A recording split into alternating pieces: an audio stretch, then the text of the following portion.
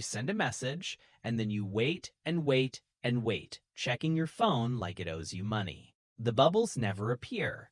The read receipt just sits there, and your brain immediately starts writing a story. Maybe they are mad, maybe you said something weird, maybe you are officially annoying now. You tell yourself it's fine, but you still glance at your phone every few minutes, just in case. Meanwhile, you know someone who always replies late. Maybe that someone is you. They are not rude, not careless, not ignoring people on purpose, but somehow replies always come hours later.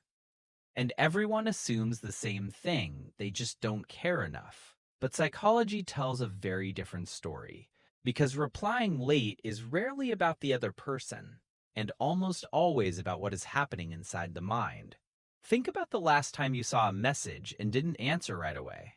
You noticed it, you meant to reply, you even thought of a response in your head, and then something stopped you.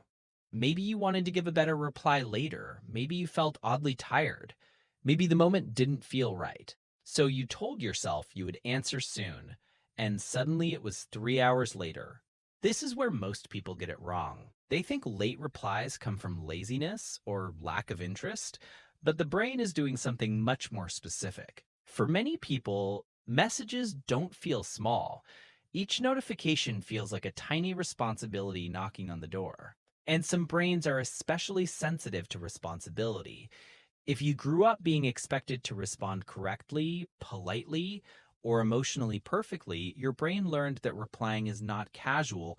It learned that replying is a performance. So instead of firing back a quick answer, your mind says, wait, do this properly. That pause is not avoidance of the person, it is avoidance of pressure. Now think about the friend who replies instantly to everyone. They don't overthink tone, timing, or wording. They treat messages like ping pong. But for others, every reply feels more like writing a mini essay. Your brain quietly asks, is this the right response? Will this be misunderstood? Will this start a longer conversation I don't have energy for? That last part matters more than people realize. Some people don't delay replies because of the message, but because of what comes after the message. Replying can open a door to more talking, more explaining, more emotional labor. And if your energy is already low, your nervous system says, not now. So you postpone, not to be rude, but to protect your mental bandwidth. There is also something called task switching cost. Even if it sounds fancy, the idea is simple. Every time your brain switches from one task to another, it burns energy. For some people, that cost is higher. So replying to a message while working, resting, or emotionally decompressing feels surprisingly draining. Your brain decides it would rather finish one thing fully than half do everything. That turns into, I'll reply when I can give it my full attention. And again, hours pass. Now let's talk about the emotional side most people never see. Many late repliers are actually highly empathetic. They feel other people's emotions strongly, even through text.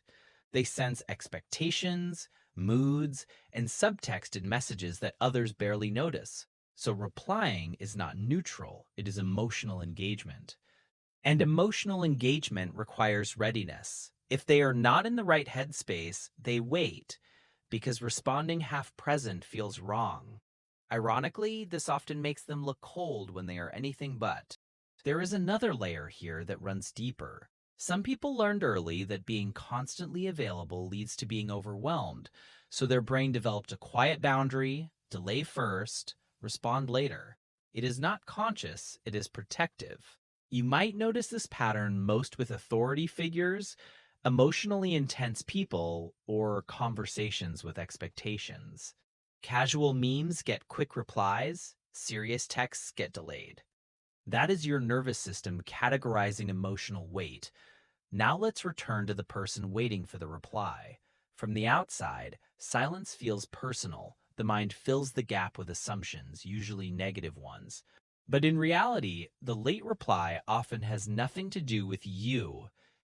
It is a conversation happening entirely inside the other person's head. This misunderstanding creates quiet friction in relationships. One person feels ignored, the other feels pressured.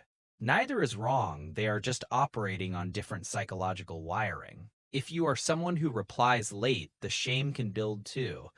You notice the delay, you feel bad about it, and that guilt makes replying even harder.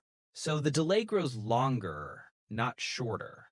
This is why some people disappear for days, then reply with a casual, "Sorry, I was busy." Busy is not always about time. It is often about emotional capacity. The shift happens when you stop seeing late replies as a character flaw.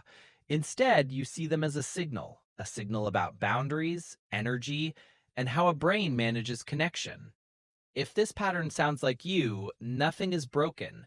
Your brain learned to survive communication by pacing it. The goal is not to become instantly available, but to become more honest with yourself and others. Sometimes a simple, "I'll reply properly later," is healthier than forcing a rushed response.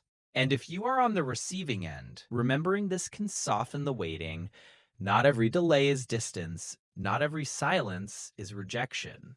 Often, it is just a human being managing their inner world. People patterns are rarely about intent, they are about adaptation. Once you see that, the waiting feels a little lighter. If this felt uncomfortably familiar, you are not alone, and if you want to explore more patterns like this, you know where to find us.